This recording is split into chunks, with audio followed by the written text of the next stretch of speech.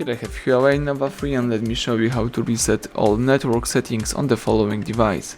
So at the very beginning, let's start by using your home screen, find and select the settings, then you need to scroll down and choose System. Afterwards you need to choose Reset and select Reset Network Settings, so the network settings reset, of course, in that case. This will reset all network settings including the Wi-Fi, mobile data and Bluetooth. If you are aware of this, let's choose Network Settings Reset and tap this button one more time to perform the operation. Network settings have been reset, so you can go back and start using your device in a normal way. Thank you for watching, please subscribe our channel, leave thumbs up under the video.